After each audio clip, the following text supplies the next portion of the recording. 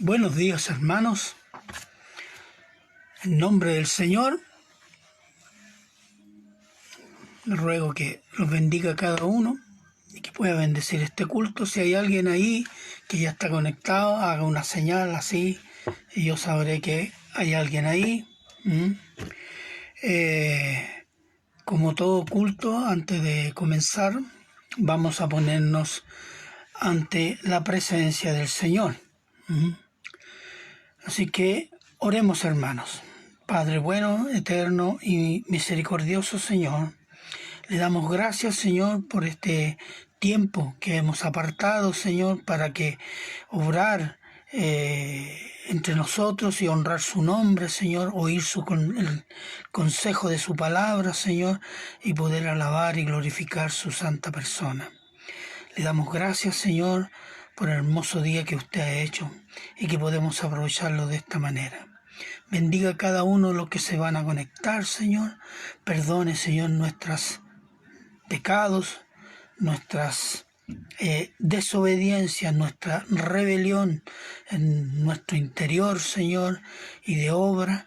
Y pedimos y rogamos que por amor a Cristo y por la fe que usted puso en nosotros, en Cristo Jesús, le pedimos y rogamos que limpie nuestra alma, limpie nuestro corazón, para que lo que hagamos hoy día, oír su consejo, no haya tropiezo, Señor, y podamos ser edificados por su santa palabra. Bendíganos, Señor, a cada uno, al que expone y al que oye la exposición. Pedimos esta misericordia siempre en el nombre de Cristo Jesús. Amén. ¿No hay nadie ahí? Bien, parece que no hay nadie. Bien, llegarán más tarde. Recordarles, hermanos, como siempre, los avisos habituales. Hace calor, Tengo la cabeza caliente. Así que, hermanos, recordarles que los días domingos los cultos van a ser online por el nuevo decreto del gobierno de entrar en la segunda fase o volver a la segunda fase de cuarentena. Y queremos aprovechar estos medios, sí, para seguir exponiendo la palabra y seguir dando gloria a su santo nombre. Entonces, el primer aviso es: lea, estudie y obedezca su Biblia. La Biblia es la palabra de Dios, que es nuestro alimento natural. Segunda cosa, dos. Le pedimos que ore por los hermanos, ore por las iglesias, por nuestra iglesia, por las iglesias, y ore por los enemigos, sus enemigos y los enemigos de la iglesia, los incrédulos, vecinos, amigos, parientes. Ore por ellos. Y ore por Chile. Ore por Chile, porque Chile va a caer en una crisis bastante más grande de lo que nos imaginamos.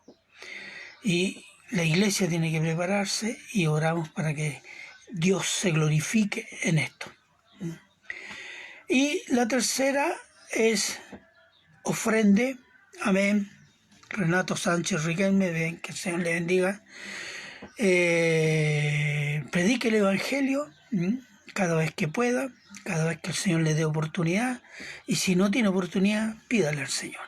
Búsquela.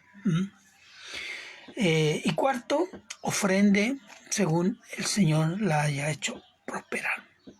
Porque ofrendar es alabar al Señor, reconocer que todo lo que tenemos y somos viene de Él y solo de Él.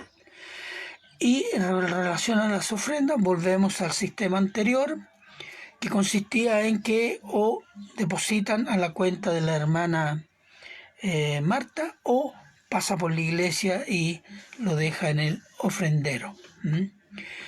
Esas serían las indicaciones.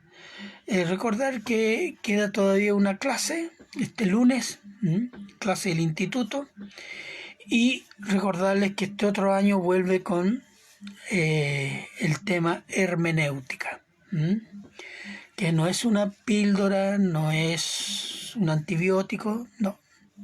Es un método de interpretación de las escrituras. Pero eso lo vamos a aprender este otro año. Quien quiere matricularse como alumno regular y quien quiere asistir como oyente. Hay como responsabilidades y deberes y privilegios diferentes. ¿O no? Amén. Bien. Y ore. Ore mucho. Ore mucho por los hermanos. Hay mucha necesidad, hermanos. Mucha necesidad.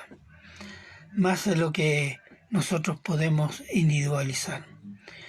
Hay una lucha espiritual en cada uno de nosotros. Así que ore por los hermanos para que Cristo sea vencedor cada día en nuestros corazones. Bien, estos serían los avisos habituales y para que los recuerden, los practiquen y sean de bendición a hermanos y sus familiares. Hoy día vamos a pasar al sermón. Nosotros vamos a seguir en 1 Corintios capítulo 4. Y hoy día vamos a hablar un tema que viene hablando el apóstol Pablo sobre lo que son los hombres y lo que son los servidores de Dios, o esclavos de Dios, o uperetes de Dios. Son la última escala de los esclavos. Esos son los servidores de Dios. ¿Y debido a qué? Debido a que la iglesia de Corinto estaba exaltando a hombres y peleando mutuamente y enorgulleciéndose por que amaban un pastor, un predicador, un apóstol, un maestro, etc. Entonces eso sirve para destruir la iglesia, porque eso es orgullo. Y el apóstol le está dando una serie de argumentos para hacerlos reflexionar y amonestarlos. Amén. Pero vamos a orar primero para introducirnos en este tema. Padre bueno, eterno y misericordioso Señor, queremos pedir y rogar que su Espíritu Santo, Señor, abra nuestro entendimiento y amor por esta palabra, Señor, y que nos guíe, así como para exponer, como para oír esta palabra, Señor, suya, de 1 Corintios 4, del 11 al 21. Le pedimos y rogamos, Señor, esta bendición, que limpie nuestros corazones, que no haya tropiezo, que podamos, Señor, dar fruto con esta palabra y su nombre sea glorificado y muchos bendecidos. Gracias, Señor. Quedamos en sus manos y todo se lo agradecemos en Cristo Jesús. Amén. Bienvenidos, ahí está Elvira Marileo, bien, bienvenidos. Vamos a introducirnos. Si usted piensa en la iglesia de hoy día, podemos observar o notar que hay dos tipos de iglesias. ¿Que dice pentecostal y bautista? No. Hay dos tipos de iglesias. Una iglesia es con pastores bíblicos que se empeñan en ser fieles a la Escritura. Buscan, algunos tienen más defectos, otros son más exactos, pero en fin, pero hay una búsqueda de ser fiel a las Escrituras. E instan a la congregación a leer y a estudiar las Escrituras. Entonces, ese es un tipo de iglesia. Pero también podemos notar otras iglesias y pastores que enseñan y practican. Bienvenida, Leti. Decía iglesia y pastores que enseñan y practican ideologías del mundo, como por ejemplo la ideología de la prosperidad, la autoestima, milagros como la única señal de bendición. Si no hay milagro no hay bendición, y cultos que son verdaderos espectáculos musicales mundanos, o cultos con ritos ocultistas, brujos, baile, gritos. Mientras más grito parece que más Espíritu Santo, como si Dios fuera sordo. ¿Qué más?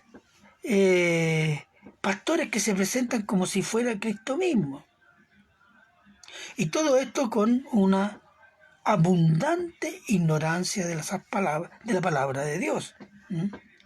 Entonces se han convertido en iglesias mundanas, iglesias satánicas, y han formado un nuevo tipo de cristiano. ¿Qué tipo de cristiano? Un cristiano que no piensa en la humillación espiritual ni tampoco en el sufrimiento. Porque no solo no les gustan, porque la carne no les gusta el sufrimiento, ¿no? Repugna el sufrimiento. Pero piensa que la humillación espiritual y el sufrimiento son producto del pecado. Y como yo soy bueno y soy pecador, no soy pecador, entonces si alguien anda sufriendo, si alguien es humillado espiritualmente, tiene pecado, quizás qué pecado. ¿Es siempre así? No. Ese cristiano no soporta el sufrimiento. Desea oír solo palabras de motivación. Tú eres un campeón. Tú decides.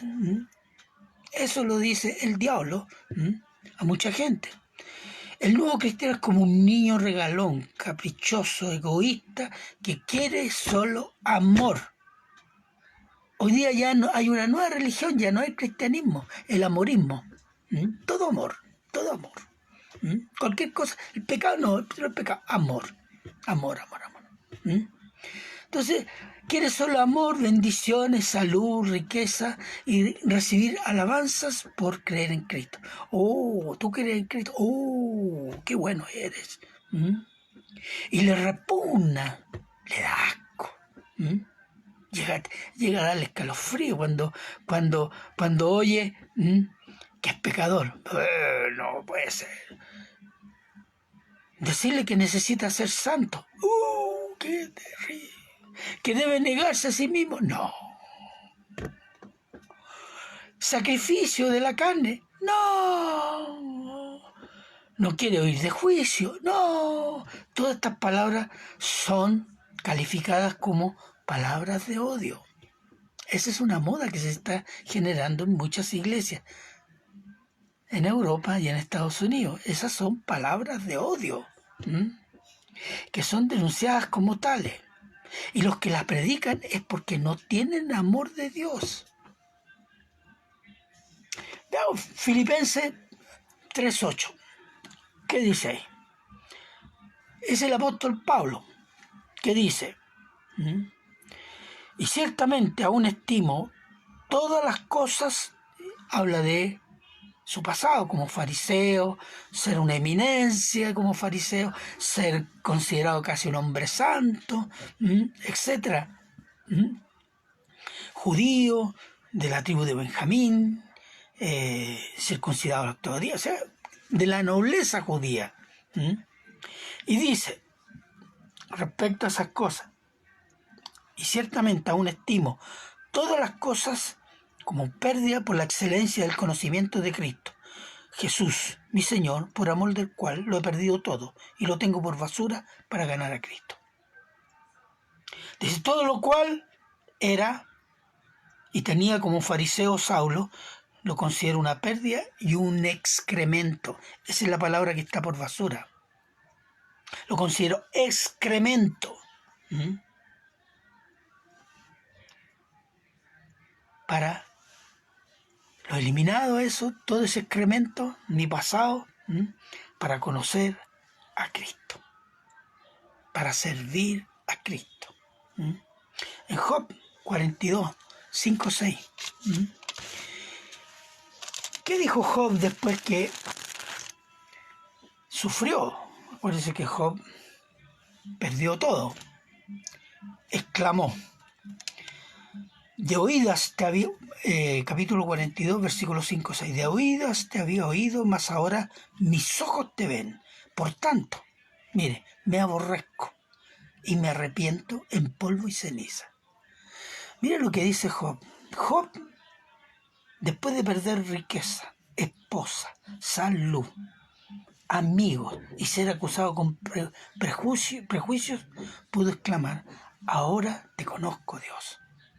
¿Y qué más dijo? Por tanto me aborrezco, me odio, ¿Por qué? Porque yo era soberbio. Volvamos a Filipenses 2, 7 y 8. Filipenses 2, 7, 8. ¿Qué dice respecto al Señor Jesús? Sino que se despojó a sí mismo tomando forma de siervo, hecho semejante a los hombres, y estando en la condición de hombre, se humilló a sí mismo, haciéndose obediente hasta la muerte y muerte de cruz. Cristo, siendo Dios, se hizo hombre, y cuando se hace hombre, se humilla. Y más como en calidad de hombre, hombre pobre. Él no llegó a una familia de ricos. Y muere no en la dignidad de un ciudadano romano, no.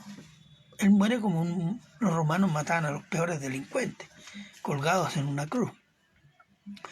Entonces hay 3 puntos aquí que yo quiero que usted, y esto nos va a dar la introducción al pasaje. Antes de la salvación, para los pecadores hubo humillación de Cristo. Antes de conocer a Dios, un hombre de Dios, hubo humillación de Job. Antes de crecer en comunión y servicio a Cristo, hubo humillación del apóstol. ¿Cuál es la clave? La humillación. Título del sermón: Humillados por amor a Cristo y a la Iglesia. 1 Corintios 4, del 11 al 21. Y lo vamos a ir mirando primero los versículos del 11 al 13. Y dice: hasta ahora padecemos hambre, tenemos sed, estamos desnudos, somos abofeteados y no tenemos morada fija. Nos fatigamos trabajando con nuestras propias manos, nos maldicen y bendecimos, padecemos persecución y la soportamos, nos difaman y rogamos. Hemos venido a ser hasta ahora como la escoria del mundo, el desecho de todos.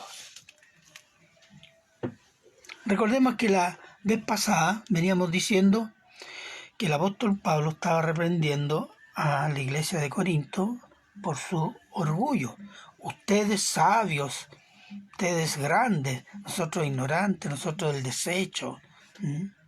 Era una ironía, un sarcasmo para decirle: ustedes han crecido y nosotros no.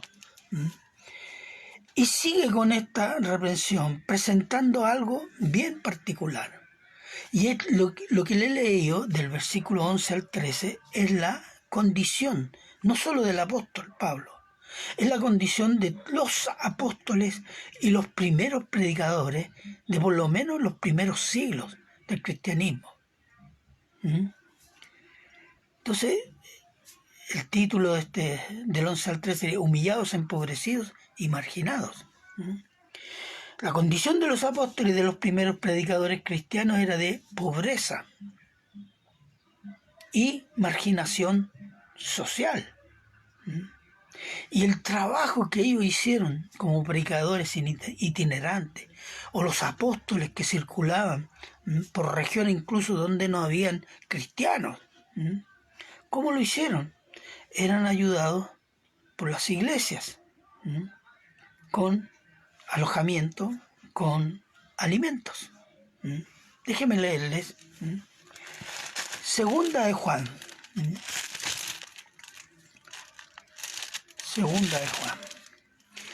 Segunda de Juan 10. Aquí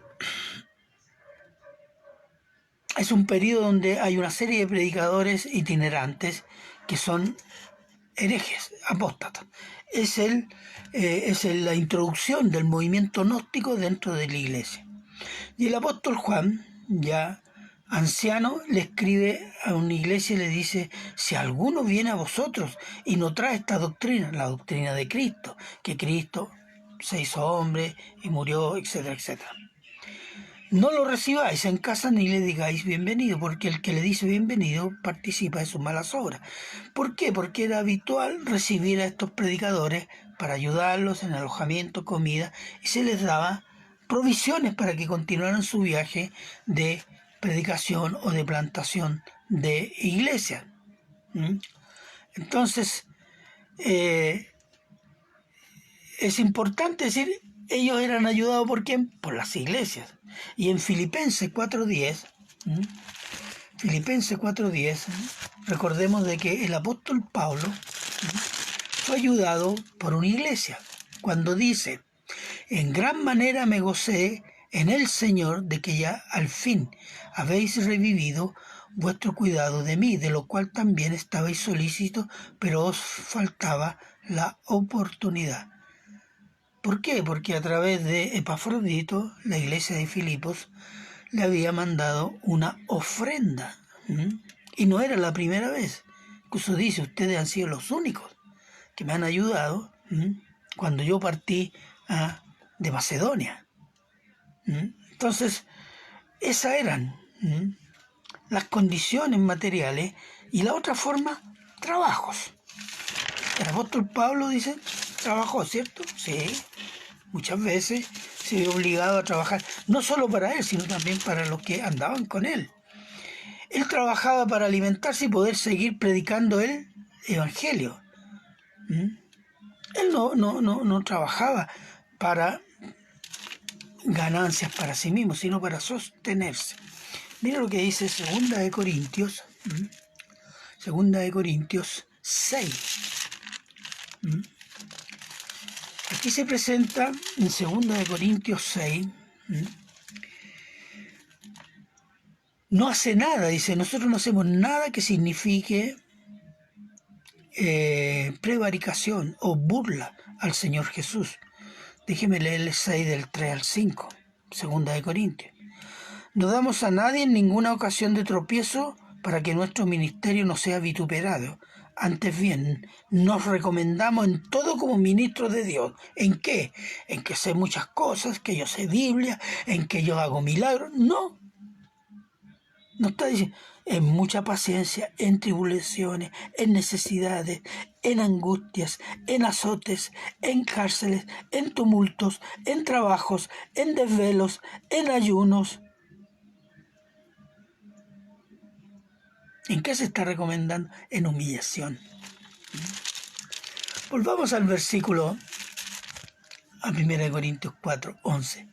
Dice, y hasta ahora padecemos hambre, tenemos sed, estamos desnudos, somos abofeteados y no tenemos morada fija. Esa es la condición. Y el 12, nos fatigamos trabajando con nuestras propias manos. Fíjese, y usted dice, ¿por qué? ¿Acaso era raro? Lo raro era lo siguiente, es que los apóstoles y muchos predicadores realizaban trabajos que ni los esclavos querían realizar. Incluso más, miembros de la iglesia de Corinto o de otras iglesias, aún siendo pobres, no realizaban esos trabajos, los consideraban denigrantes, que ni siquiera los esclavos incrédulos querían realizar, pero ellos los realizaban. ¿Por qué? Para mantenerse y seguir predicando, ¿qué cosa? El evangelio. ¿Dónde? ¿Qué es lo que tenía en su mente y en su corazón? El evangelio. Llevar el evangelio ¿a quién? A los incrédulos. Y eso consumía su sentir y su pensar. Y si tenían que hacer un trabajo que ni los esclavos incrédulos querían hacer, ni los esclavos que eran hermanos, bien, esa es la gloria de Dios. Entonces, si ellos se recomendaban como servidores de Dios, siendo pacientes en la tribulación, necesidad, escasez, angustia, en castigo, en cárcel, ayuno, falta de descanso, trabajo esporádico. Pero todo esto es por una causa, hermano, el evangelio. Porque predicar el evangelio, ¿qué significa? Que uno tiene la oposición de la carne, la oposición del mundo y la oposición del diablo. Predicar el evangelio es tal vez la tarea más difícil. No porque sea fácil ir a gritar a la calle o predicarle a una persona, no, por las consecuencias que trae el rechazo. Hay un rechazo espiritual y hay un rechazo físico. ¿Que lleva a qué? Que nos obliga, ¿a quién? A los cristianos a humillarse. Mire, quiero mostrarle Juan. Vamos a Juan, que fue lo que dijo el Señor Jesús a sus discípulos poco antes de ir a la cruz. Juan 15, 20.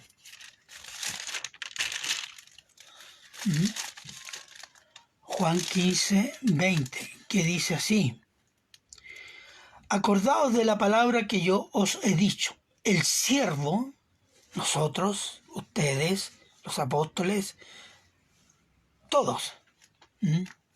Acordaos de la palabra que yo os he dicho. El siervo no es mayor que su Señor. Si a mí me han perseguido, también a vosotros perseguirán.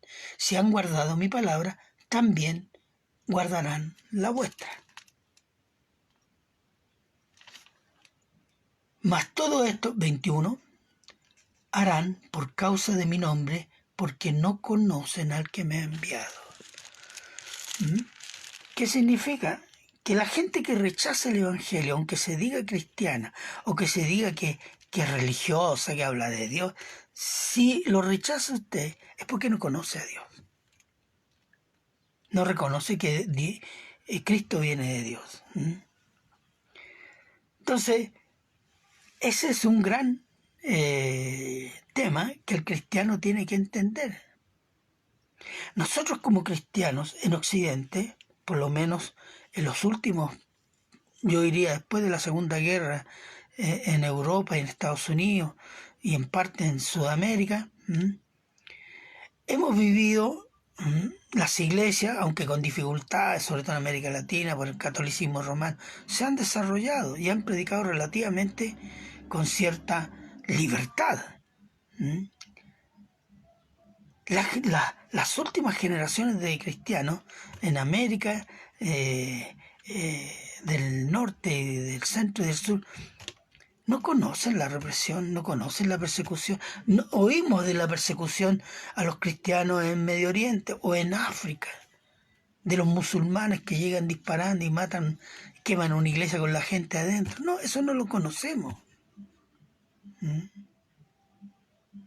Todavía no. Pero hay un costo por predicar el Evangelio. Hay gente que ha perdido familia. Hay gente que ha perdido amigos. Canuto tal por cual no te queremos ver. Estás con nosotros, pero a la pinta nuestra, no a la tuya. Esas son las condiciones. Y esa es una pérdida.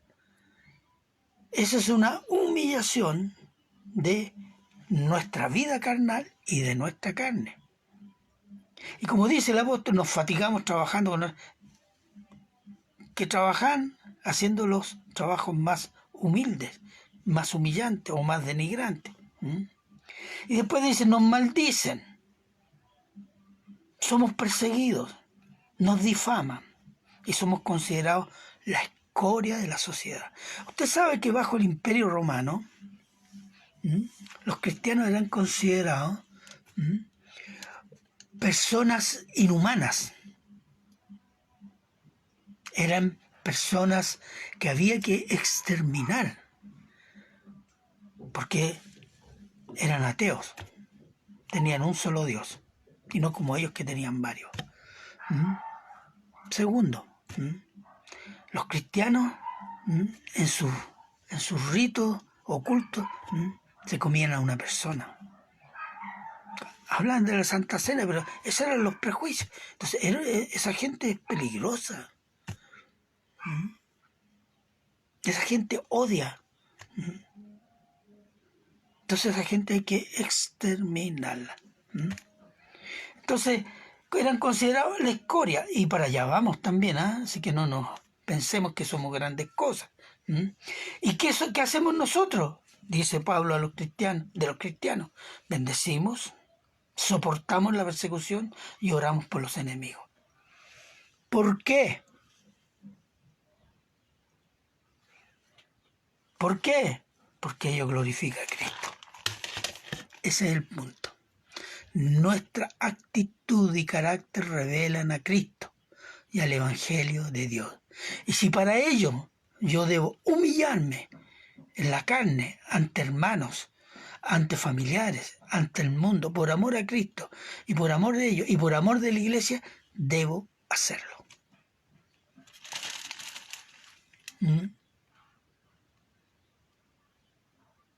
Nuestra carne se revela. No, pastor, te exagerando. Yo no estoy exagerando. ¿Sabe quién exagera? Dios. Dios exagera. Porque si no queremos humillarnos y somos hijos de Dios, Él nos va a llevar a una situación que nos vamos a tener que humillar. Porque Él los quiere santos, a la buena o a la mala. El amor por otros es mostrar y predicar a Cristo humillando nuestro orgullo, nuestro amor propio, nuestro egoísmo. Yo sé que muchos en la iglesia piensan y creen que esto es casi imposible. No, eso es para los pastores, el diácono tal vez, hay gente que sabe. O creen que es un proceso pero muy difícil. Mire, hermano, yo creo que es difícil vivir a Cristo en la carne. Mejor dicho, es imposible. Puesto que la carne es orgullosa, perezosa, lujuriosa, egoísta y se ama a sí mismo por sobre todas las cosas. Por tanto, querer vivir a Cristo en la carne es como querer apagar un incendio con benzina. Es que en la carne es imposible. Pero para el cristiano, ¿hay cristianos ahí? Todos dicen amén. Tienen el Espíritu Santo. El Espíritu Santo es Dios. Tenemos el poder de Dios aquí en nosotros dentro. El Espíritu Santo no anda flotando ahí y ¡paz! Que de repente cae. ¿No?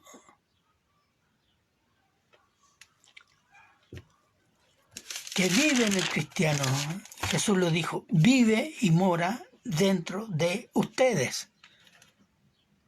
Pero podemos tener, y lo tenemos el Espíritu Santo, y hacerlo entristecer. ¿Por qué? Con nuestros pecados. No nos arrepentimos, endurecemos nuestro corazón y nuestra conciencia. Por tanto, si es cristiano, Dios lo llamará a la dura disciplina que solo Él sabe y conoce. ¿Para qué? Para santidad, pues. Si sus hijos tienen que ser como Él, y su rasgo principal, lo que caracteriza a toda la persona de Dios y de Jesucristo y del Espíritu Santo, es precisamente eso, santidad. Entonces lo llevará a disciplina para santidad, y si no es cristiano, lo dejará en su juicio.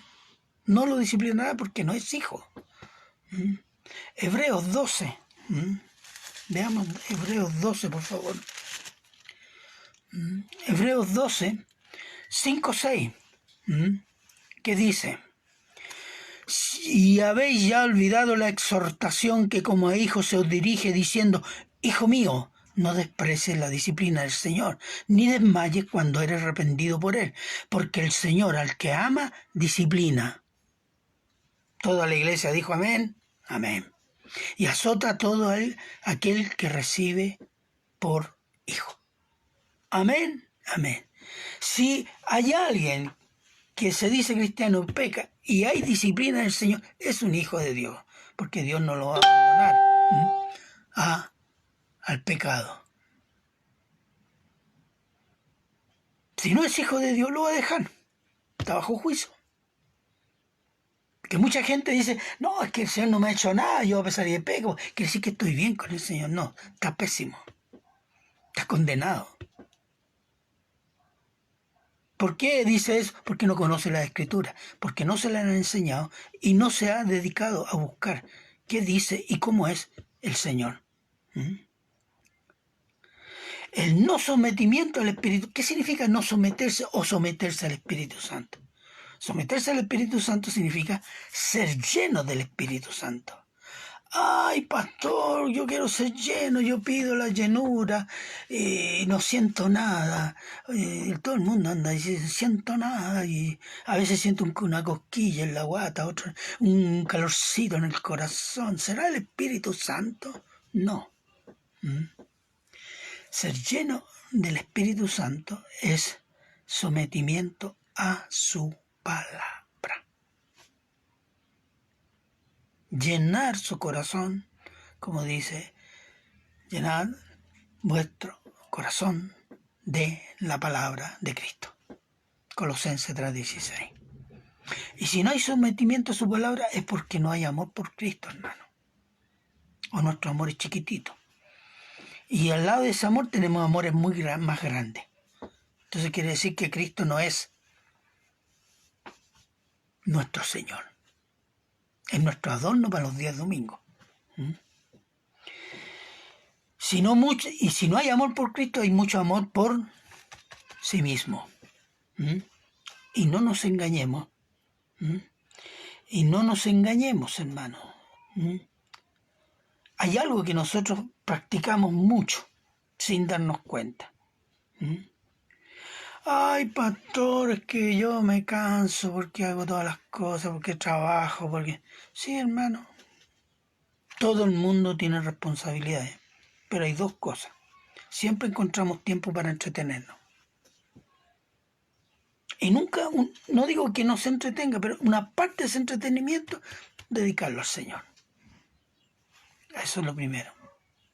Lo segundo, todo lo que usted hace en el día, en su casa, en el trabajo, dedíquelo al Señor. Como si estuviera trabajando, no por el sueldo que recibe, como servicio al Señor. Cambie la perspectiva de su vida secular, porque para el cristiano no hay vida consagrada y vida secular. Ese es un concepto pagano que viene del catolicismo romano. El cristiano es cristiano las 24 horas del día, 7 por 7, 12 meses al año, hasta el día que el Señor lo llama. No nos ponemos el uniforme de cristiano el día domingo para ir a la iglesia. Si usted va a escuchar a un pastor el día lunes, usted tiene un púlpito. ¿Dónde? En su trabajo. Usted tiene un púlpito en su colegio. Usted tiene un púlpito en sus vecinos. Usted tiene un púlpito en su casa. Somos llamados a vivir y a predicar el Evangelio 7 días por 7. Entonces, engañarnos de la otra manera de justificar es engañarnos o autoengañarnos. Entonces, pero estamos aceptando algo cuando decimos cansa nuestra carne que nos desanima. Estoy cansado, pero voy a ver una película antes de dormirme. Para todo el tiempo, ¿no?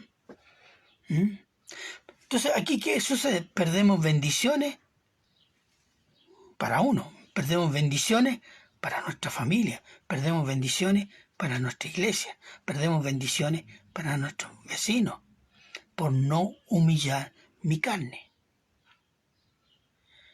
y gozarme en el Espíritu Santo. El crecimiento espiritual es crecer en más del Espíritu Santo, más de la palabra de Dios, más en Cristo, menos orgullo, menos soberbia, menos amor a sí mismo, menos egoísmo. Negarse a sí mismo. Esa es la batalla. Pero usted no va a poder negarse a sí mismo si la palabra no da fruto en el corazón, no echa raíz, no anda obedeciendo. Ya no digo las grandes cosas, para ser misionero, no sé, ayuno de 3 días, no. Las pequeñas cosas que hay, que es orar, dedicar tiempo a la oración, dedicar tiempo a la lectura bíblica, dedicar tiempo a comunicarse con alguien y decirle, te tengo que decir esta gran novedad, esta buena noticia, que en Cristo hay salvación.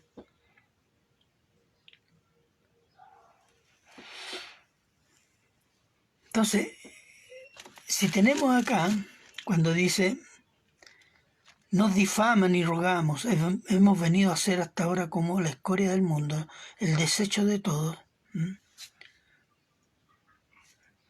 ¿Por qué? Por gloria a Cristo. Por gloria a Cristo, hermano. Para que el mundo y los que están alrededor no vean mi carne, sino que vean que yo exalto a Cristo, que vean a mí, que vean en usted a Cristo, no vean su orgullo. Porque el mundo, si ve eso, el mundo dice, bueno, es lo mismo, ser cristiano o no. ¿Y estamos honrando a Cristo? No, para nada, todo lo contrario, lo estamos ofendiendo y mostrándolo al mundo como un monigote. Fea palabra, pero esa es la realidad. Si no, pregúntele a Dios. Dios, ¿cómo nos ve usted cuando yo hago cosas malas? Cuando no honro a mi Señor. Pregunte y tendrá respuesta. Versículos 14 al 16 tenemos una amonestación por amor. Y aquí viene la razón. Y esto es muy interesante. Dice, no escribo esto para avergonzaros, sino para amonestaros como a hijos míos. Y después dice, porque aunque tengáis 10.000 años, en Cristo no tendréis muchos padres, pues en Cristo Jesús yo os he engendrado por medio del Evangelio. El apóstol Pablo no está hablando de sus humillaciones como apóstol para producir compasión. No. La compasión, producir compasión es un culto al ego. La autocompasión, no, yo que he hecho esto y nadie me quiere y no me agradece. Eso es culto al ego. Se hace las cosas para que lo digan, ay, mira tú, que eres grande, que eres santo, etc. No. O para avergonzarlo. Es decir, le ve, eso soy yo y estos son ustedes, avergüéncense. No. Sino para reprenderlos como hijos amados. ¿Por qué hijos amados? Porque les recuerda una cosa, que Él los llevó a Cristo. Ustedes pueden tener muchos tutores a ellos, pero quien les predicó el Evangelio fui yo. Ustedes creyeron conmigo. Les enseñé las primeras cosas de Cristo. ¿Quién se las enseñó? Yo se las enseño. Y los amo como un Padre espiritual. Por tanto, y aquí está el versículo 16, por tanto os ruego que me imitéis. Ese es el punto. Los amo como Padre espiritual, por tanto yo les ruego que me imitéis. Sigan mi ejemplo de vida, humillándose y sufran en la carne para que den gloria a Cristo y a Dios. Ese era el punto.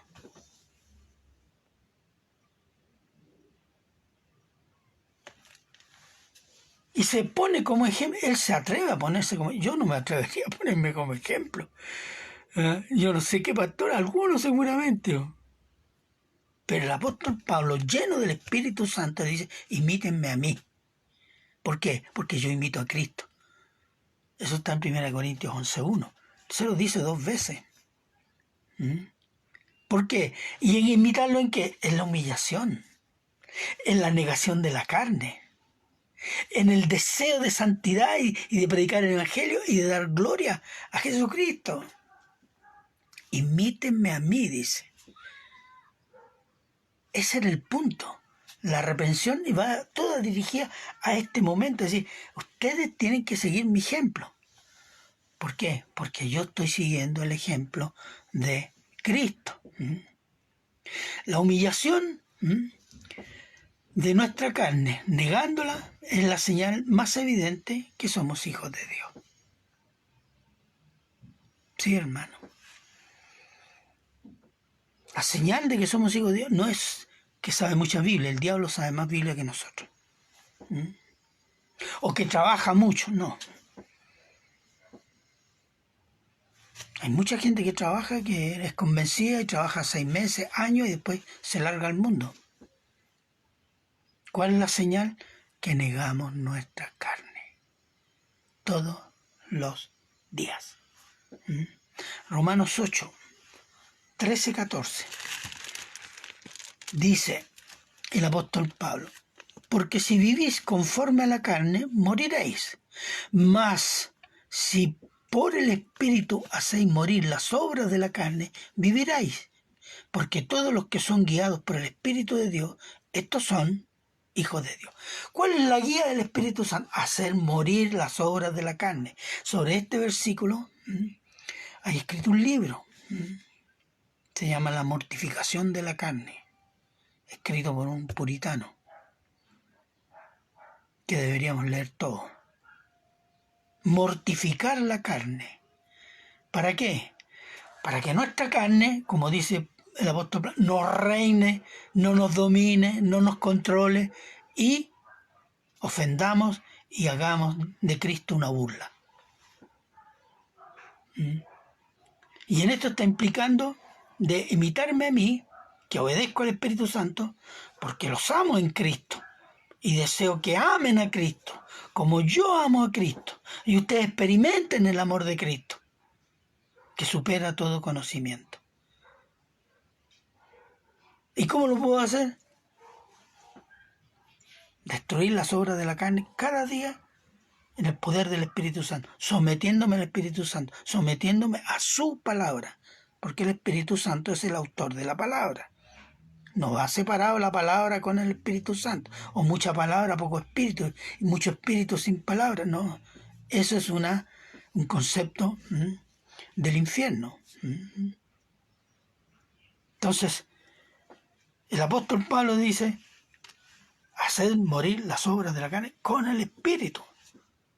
¿Y eso qué significa? Crecer en el amor a Cristo, como yo amo a Cristo, para que ustedes también experimenten el amor de Cristo y el conocimiento de Cristo. Pero hermanos, sin humillación de la carne no hay conocimiento de Dios, no hay bendición de Cristo y no hay crecimiento espiritual. La carne es tropiezo, hermano.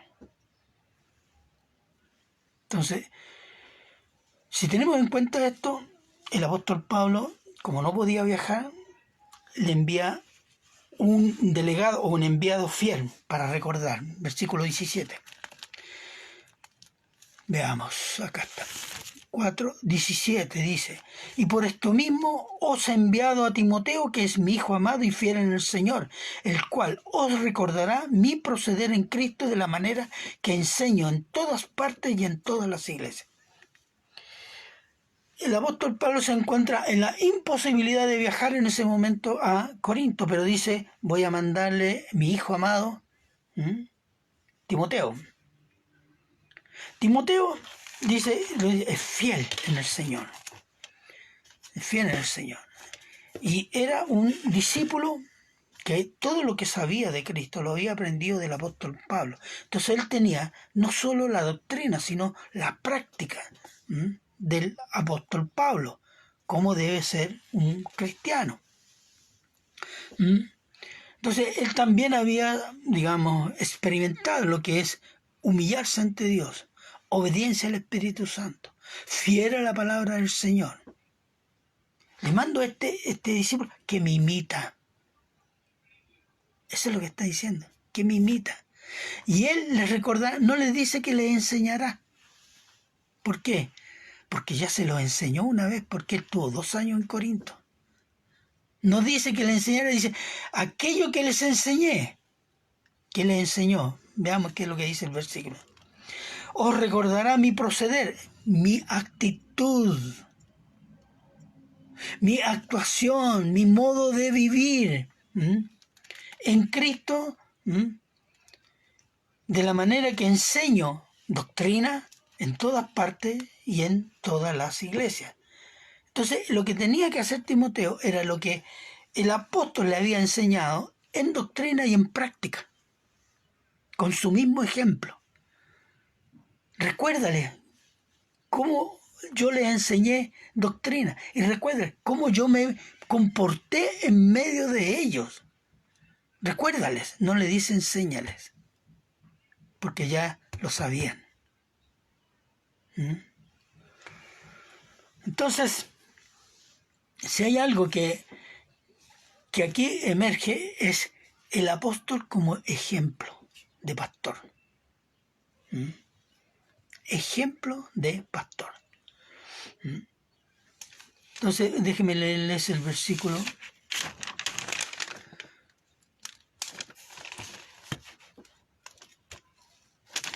Perdón.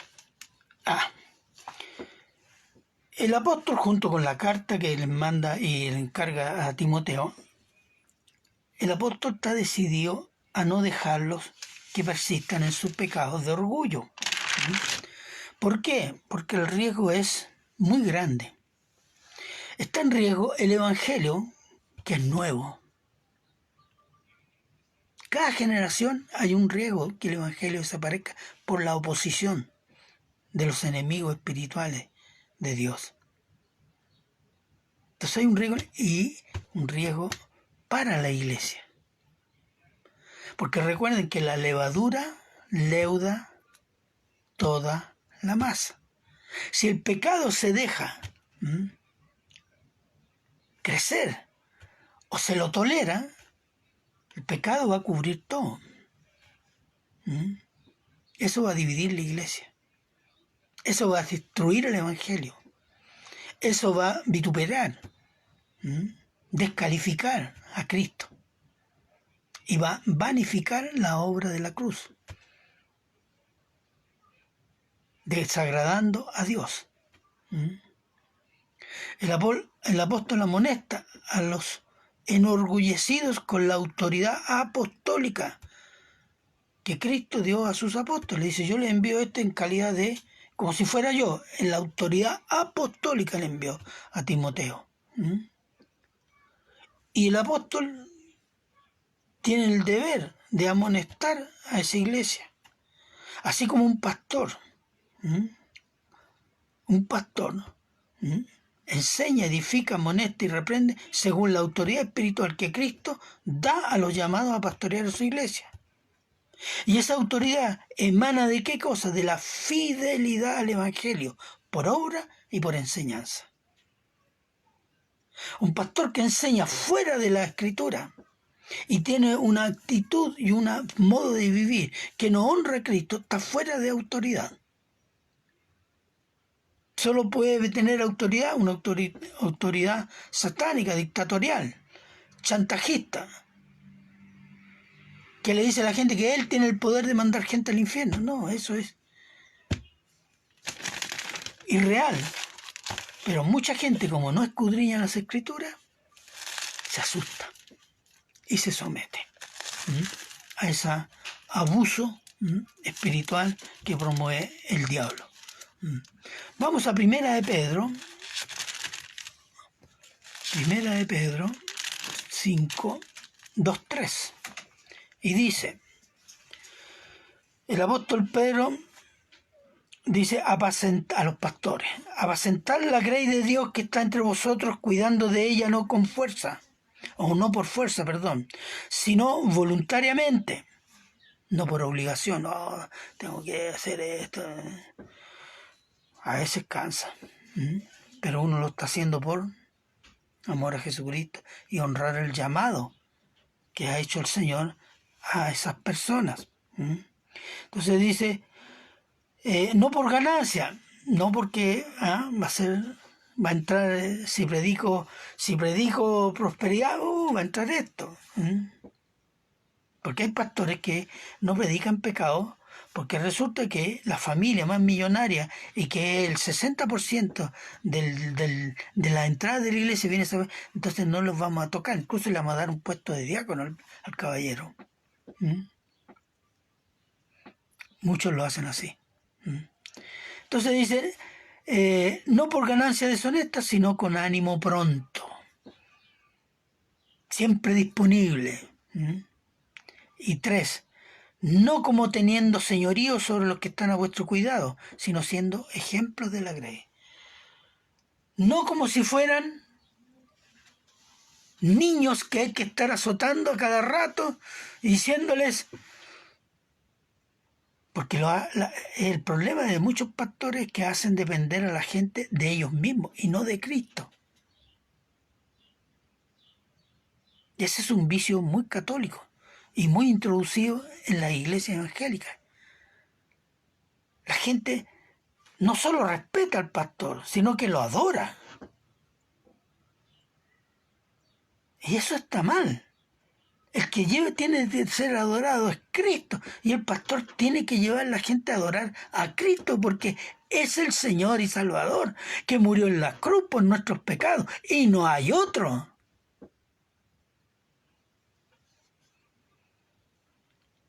Ser ejemplo a los hermanos. Eso es lo que será un ejemplo de consecuencia de lo que se predica, de vida cristiana, de rectitud en la enseñanza de la palabra.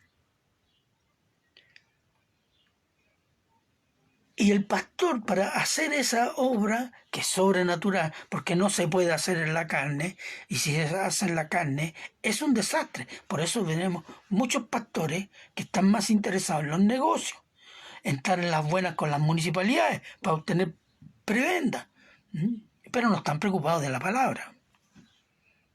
Te predican 3 o 4 cosas así ya, y la gente queda contenta, aleluya y chao. Entonces, ¿qué congregación es esa? Una congregación débil. Van a llegar momentos difíciles en que esa congregación, o muchos de ellos, se va a demostrar qué es lo que son. Si son cristianos o son, como les digo yo, hermanoides. ¿Son hermanos o hermanoides? Versículo 18-19, como decía, 4, perdón. Dice, mas algunos están envanecidos como si yo nunca hubiera de ir a vosotros, pero iré pronto a vosotros, si el Señor quiere, y conoceré no las palabras, sino el poder de los que andan envanecidos. Es decir, yo voy a ir y conocer no las palabras, sino el ejemplo de poder espiritual que estos envanecidos, estos orgullosos, estos súper espirituales tienen. ¿Qué poder espiritual tienen? ¿Qué poder de santidad tienen? No está hablando de milagro. Está hablando de carácter. Y ese es el tema. Que el reino de Dios, y lo dice, versículo 20, porque el reino de Dios no consiste en palabras, sino en poder. ¿Qué poder? Veamos Hebreos 12:14. Hebreos 12:14. Hebreos 12:14 dice, seguid la paz con todos, ser manso, no ser agresivo, etc. Y la santidad, sin la cual nadie verá al Señor. Fíjese, hermano. En Cristo nosotros somos considerados santos, justos ante Dios. Y capacitados para crecer en santidad. Si no hay crecimiento en santidad, quiere decir que no hubo justificación. Entonces usted no va a ver a Dios. Pero el que es creyente es obligado, a la buena o a la mala, a crecer en santidad, porque es hijo de Dios. Entonces, ¿el reino en qué consiste? En santidad. Hoy día muchas iglesias quieren poder sin santidad. Poder espiritual sin santidad. Y eso es satánico. Eso es estarle pidiendo poder al diablo. Poder sin santidad es lo más siniestro que se pueda. Y eso están dando muchos pastores. Ven, milagros aquí, pero no hablan de santidad, de arrepentimiento de pecado. No. ¿Cuál es la bendición? Poder de Dios, poder del Espíritu Santo. No, eso es poder sin santidad y eso es satánico. Y Mateo 7:21. ¿Se acuerdan lo que dice? Muchos me dirán en aquel tiempo, Señor, Señor, no hicimos esto, echamos demonios, hicimos este otro, fui pastor, yo fui esto, yo fui maestro, etc. Yo les responderé, alejaos, no os conozco. Si nunca tuve comunión con ustedes, nunca hubo comunión. ¿Se lo quiere leer para recordárselo? ¿Sabe por qué? Porque nunca le tomamos el peso a las palabras hasta que experimentamos aquello que precisamente dice el versículo. Y en Mateo,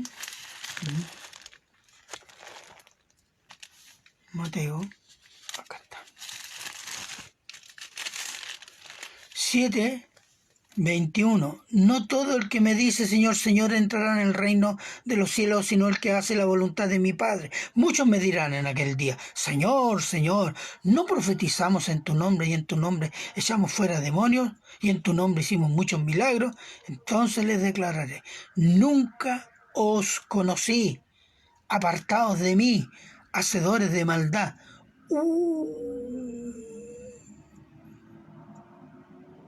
Y hay iglesias en que la búsqueda de la bendición es el milagro y no hay otra cosa. ¿Usted cree que el Señor le va a dar esta respuesta? Y van a poder decir, es que no sabíamos. No, estaba en mi palabra.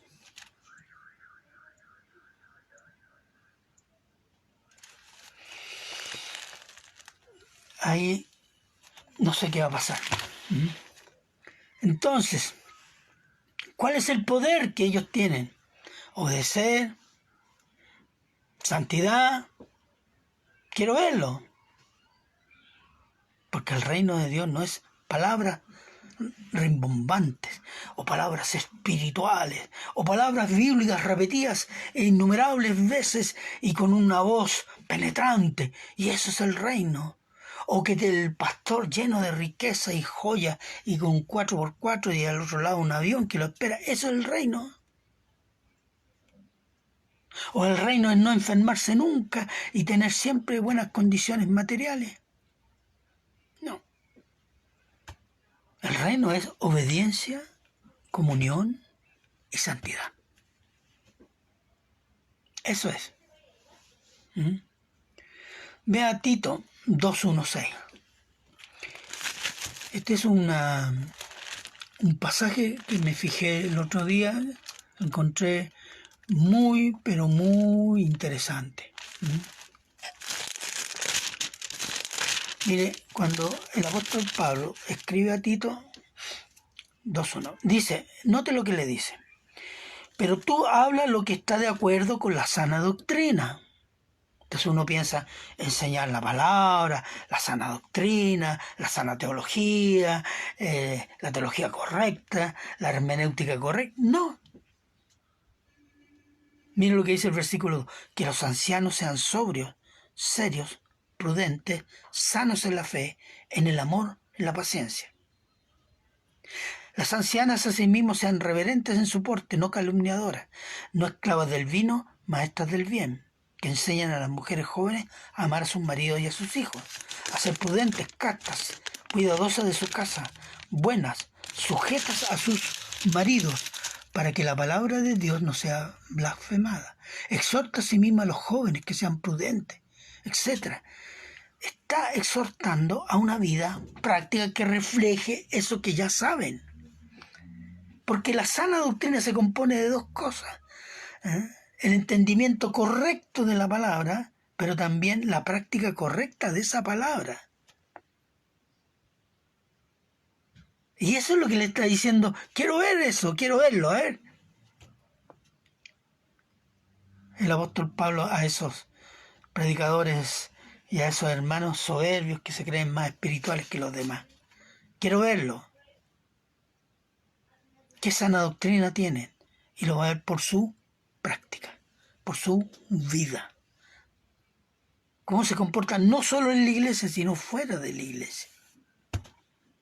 En su vida cotidiana. Y en ese sentido, se fija, todas estas indicaciones de que da el apóstol Pablo a Tito, cómo se comporta en la iglesia, es muy práctico. Y eso es también parte de la sana doctrina. No es una parte secundaria, hermano.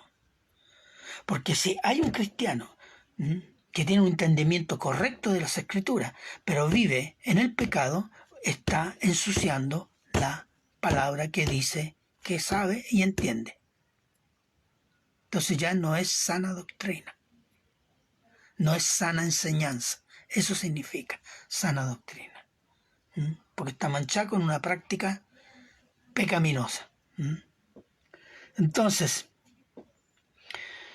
el reino consiste en poder que viene de la santidad, de la palabra de Dios y de una vida de obediencia a su palabra. Versículo 21. 4:21.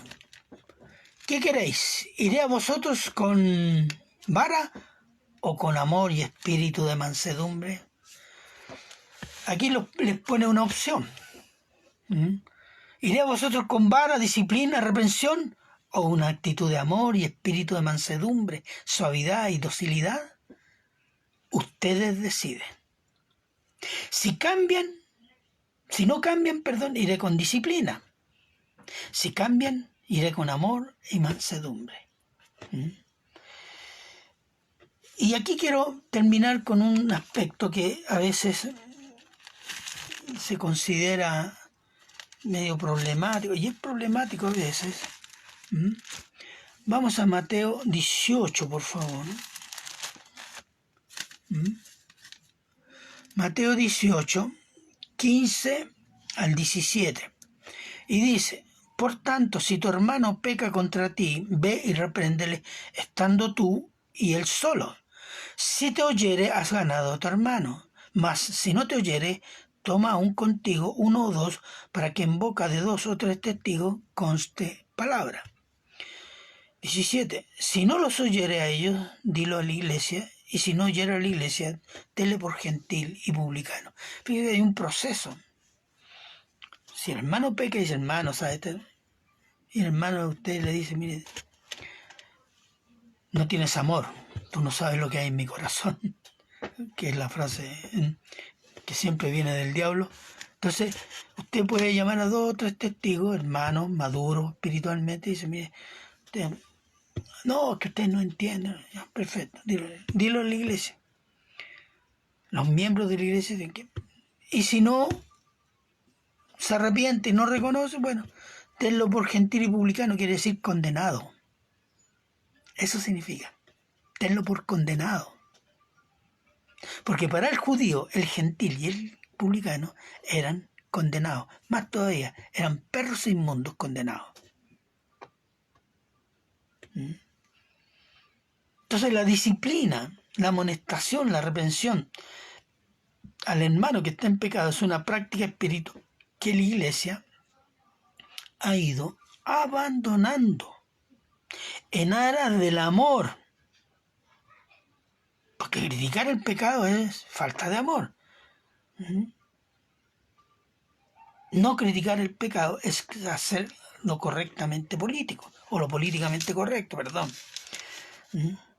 Y eso se hace para agradar al mundo. Porque a veces, no, es que las mujeres no pueden predicar. No, pero el mundo dice, entonces para agradar al mundo sí, porque ahora hay que ser moderno, etc. Y si alguien critica el pecado, no, pero es que en el mundo dice eso, que la psicología, no, ¿para qué? Entonces se está reconciliando con el mundo. Se está buscando agradar al mundo y a los incrédulos. La pregunta es, ¿Dios disciplina a su pueblo? Sí, pues. Disciplinó a Israel, ¿no? Disciplinó a Ananías y Zafira por mentiroso. Disciplinó a Moisés, disciplinó al apóstol Pablo. Y quizás cuántas iglesias más disciplinó.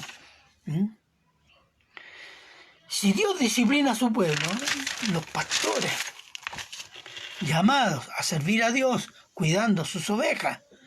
No debe reprender, no debe amonestar, ni disciplinar al hermano que peca.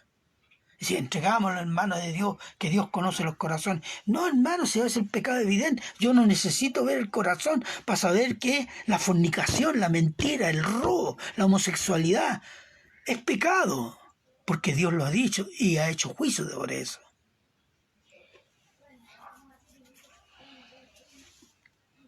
Entonces son argumentos esos que a veces llegan a dar miedo. Tú no tienes derecho a juzgar. No, yo no estoy juzgando lo que Dios ha dicho y ha juzgado. Y Dios lo ha dicho. El mentiroso, el cobarde, el inmundo, el inmoral, se van al infierno, dice. Toda la palabra está llena de eso. Gálatas 1:10. Y aquí vamos a ir concluyendo, dice. El apóstol Pablo dice, pues busco ahora el favor de los hombres o el de Dios, o trato de agradar a los hombres, pues si todavía agradara a los hombres, no sería siervo de Cristo. Entonces el punto ¿cuál es? ¿A quién estamos agradando como cristianos? ¿A nuestro orgullo? ¿A nuestro amor a sí mismo? ¿A nuestros deseos carnales? ¿O estamos humillando nuestra carne, nuestro orgullo? Buscando la santidad, esforzándonos en obedecer su palabra. ¿Cómo están nuestras vidas? Aquí hay una interpelación a cada uno de nosotros, eso me incluye. Incluye a todo cristiano. Si tenemos entendimiento y hemos oído el consejo del Señor y lo hemos entendido, entonces ustedes y cada uno de nosotros son responsables de lo que hoy día se ha predicado y se ha terminado de predicar en este momento. Y debemos responder honestamente ante nuestra conciencia y ante Dios. Esa es la tarea de esta semana. ¿Cómo está su vida ante Dios? Tome los versículos, búsquelo y dé una respuesta a su conciencia y al Señor. Estoy seguro que todos vamos a hacer hallar faltos, de alguna manera, en algo o en mucho. Pero si somos hijos de Dios, nuestra disponibilidad va a ser a someternos a Cristo y a su Espíritu para poder ser la persona que honra su nombre. Amén. Amén, dijo toda la iglesia. Bien, hermanos, vamos a orar. Padre eterno, Padre misericordioso, Señor, damos gracias, Señor, por estas enseñanzas que el apóstol Pablo es inspirado por el Espíritu Santo, Señor, se esfuerza en llevar a la santidad en la iglesia de Corinto y también a nosotros, Señor. Hoy día, en tiempos donde la palabra es vista en menos, despreciada, Señor, debemos hacer un tesoro. Ayúdenos en eso, Señor, y hacerle un tesoro para vivirla, para que su nombre sea glorificado y exaltado, no importando las consecuencias. Padre eterno, yo le doy gracias, Señor, por esta enseñanza que interpela mi corazón, Señor. Y le pido y le ruego que el Espíritu Santo así también lo haga con todos mis hermanos y todo aquel que escuche este sermón. Para la gloria suya es, Señor. Le damos gracias, Señor, y todos se lo agradecemos siempre en Cristo Jesús. Amén. Bien, hermano. A todos los que han visto varios, Matías Pérez estoy viendo, Constanza, he visto otros nombres que no los reconozco. Les doy muchas gracias, que el Señor les bendiga en esta palabra y en este día, que puedan gozarse con sus familias y puedan meditar en lo que el Señor ponga de su palabra en sus corazones. Buenas tardes, buen provecho y que Dios los bendiga. Nos vemos el miércoles.